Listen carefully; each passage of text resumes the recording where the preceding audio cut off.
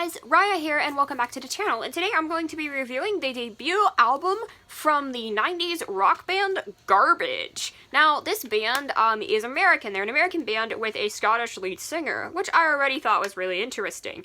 My main reason for checking this specific band out, other than, you know, trying to be up on the 90s alternative scene, was actually because my aunt and uncle really liked this band, and I was interested in checking it out because I had been recommended this band. Now, apparently, they are still recording. I think they just had an album come out last year.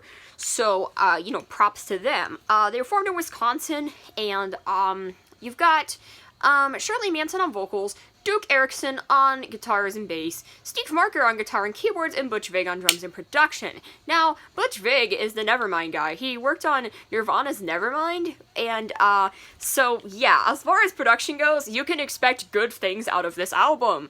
And honestly, I've listened to this quite a few times now to try to really develop my thoughts on this album. I didn't want to miss the mark with this one because, you know, like I said, family connections here. But for real, this is my first time really listening to a 90s band with a female lead after No Doubt. Obviously, I've listened to No Doubt. I probably will talk about their albums at some point on here as well. But I am a pretty big fan of No Doubt, but this is a very different type of album from No Doubt, and a very different type of sound. This is very, a lot more grungy, kind of downbeat, very, distorted guitars, just kind of a very different sound, whereas No Doubt is very much, you know, kind of poppy. They've got the horns and, you know, just the kind of more pop kind of style to them, while still having lyrics that are sharp and witty, courtesy of Gwen Stefani. I do love Gwen Stefani, like I said, but this is kind of the first time I've listened to a band like this with a female lead singer. I don't really listen to, like, a lot of, like, grunge bands. This is kind of grungy. It's a mixture of, like, other genres. Got some techno elements even on songs like As Heaven Is Wide. There's just, like, a bunch of different kind of genres being mixed into this. It's very much a 1995 type of sound, type of album. This did come out the same year as Jagged Little Pill. And while I do really love Jagged Little Pill as well, I think this album, just really, impressed me, as a debut record. Speaking of really good debut albums, something that I think I need to start making a list of bands which had really good debut albums. And I mean new bands, not bands that were already established, not like if you're a singer who's established in one band and then you start a new band to make a good debut album. That doesn't really count. But we're talking about bands that were, like, new onto the scene and just hit it out of the park with their debut albums, and honestly, I think Garbage deserves to be mentioned on that list. This is a very solid album, and it's one of the most 90s records I've ever heard, for sure. Like I said, they are still making music, so it will be really interesting for me to assess how their sound evolved over time. I've listened to their second album a couple times in the background. I definitely still need to really assess how I feel about that one, but it's going to be interesting to see how their sound evolves with the changing times. But as of right now, we are smack in the middle of 1995 with the self-titled Garbage. Now, I did always think this band name was a little bit interesting. I have the physical copy right here, and I always thought that it was an interesting band name, but the whole concept of the name apparently has to do with just kind of having all these ideas, all these sounds, hoping that they can turn this garbage, you could say, into something good, and they did. They turned whatever their garbage was into something really great. Like I said, apparently the three guys, they started recording and they're like, hey, we want to make these songs, and then they decided they wanted a woman on the lead, and they got Shirley Manson to come in and sing for this record. All of the members have input in the songwriting. It's not just like one person writing all the songs, which I'm not saying that's a good or a bad thing. It's fine, you know. Either way, I think you can have instances where you have too many people writing songs when there's, like, a big clash in personality, or they feel, like, inconsistent or like, not very cohesive. I do have a problem with certain albums for that reason, and luckily this does not suffer from that. Having multiple songwriters does not ruin the album in any capacity. I never would have really guessed that they have multiple songwriters, as a lot of the themes feel kind of similar. This album does touch on some pretty dark lyrical themes. You've got the whole thing of, like, you've got themes of possession and this whole, like, dark thing, almost like anti-religious or unreligious, like, unholiness to this album. It's not really, like, anti-religion. It's not saying, oh, fuck your religion. It's just more like kind of this like unholiness or like uncleanliness almost. It's not like, you know, super dirty in terms of like content, but it's just the way that these songs are delivered, the way that the production is on these songs. I really love the guitar texture on a lot of these songs. Just really great stuff. The opener, Supervixen, is a song where Manson basically saying, I'm gonna be your religion, like, I'm so important, you're gonna bow down to me, and it's this very, like, almost kind of sinister thing. It's got a pretty catchy main riff, and, but when you get to, like, the solo, just in the, like, middle of the song, it sounds really fantastic, and that final chorus comes in really, really strong. This album had 2 big singles off of it, which was, Only Happy When It Rains. That's a song that just, I remember hearing that song in Captain Marvel, weirdly enough. That was probably one of my first exposures to this band, and, I really like the lyrical theme of this song as well. It's a pretty upbeat sounding song, the way the drums are and stuff, but it's actually a song about, you know, metaphorically, you know, stating only happy when it rains, and, basically going through the list of things, you know, only liking things when, things are not going well or when things are hard, and, you know, only being happy when it rains. And I think it's an interesting message of how a lot of people, when they are struggling with depression or mental illness, might take comfort in things that are, you know, depressing or not happy. The part where she says she only listens to sad, sad songs, that's another, you know, line that's very relatable, because, even because when you're depressed, sometimes all you want to do is listen to depressing music, and this kind of thing, that I can definitely relate to as somebody who listened to Adele a lot when I was depressed. Honestly, this is just a really great thing, and she just wants to wallow in the misery, and using the rain as the analogy for that is really great. I love, like I said, the percussion at the beginning of the song, how it sounds like rain.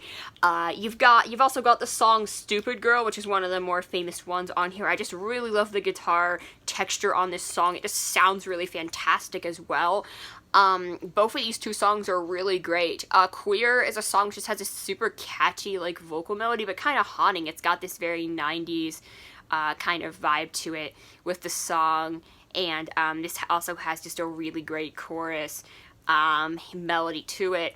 And overall, I just really like how this album progresses. You've got, songs toward the end, like Milk, is a closing track, which is just this kind of, like, softer ballad, the way the harmonies are and stuff, but it's still kind of a heavy and dark kind of sounding song. Vowel was another song, I think this was their first single, actually, another song that just, worked really well for me. These songs are, like, upbeat, but they're definitely not happy. I think it's important to keep that in mind at kind of one of those where it's like songs that are, one of those videos where it's like songs that are, sound happy but have a dark meaning or something like that. And I get that's the kind of thing. Her vocals are really incredible too. Songs like Dog New Tricks, she's really getting into it, into the gritty of it. Just incredible stuff. Fix Me Now being the penultimate track. And again, just the vocals on this, the kind of looping of the melodies. Like I said, just on this whole album, the guitar work is absolutely incredible. Even on songs that I thought are a little weaker, like Not My Idea, it still was a really killer, like, just rhythm guitar kind of pounding riff that is just fantastic on that track. A couple of my favorites on this album, As Heaven Is Wide, I already mentioned that song almost takes kind of like techno elements, but it's very dark sounding. It's got this kind of like unholy nature, as far from God as Heaven Is Wide. And the way it just goes into this, again, the great guitar texture in this song, I just love that. Kind of reaching those concepts again on My Lover's Box, but As Heaven Is Wide is just a song that I really, really loved. Again, the percussion on this album is great, but the guitars particularly are just really well produced and mixed. It's supposed to be, you know, there are parts of the song, even on the opening track, Supervixen, where it's, like, hard to hear the vocals, and the vocals are mixed in a way that's kind of quiet, but that's intentional. You know, it's all mixed that way to be, like, muddled or confusing. It's not, like, just a bad mixing job.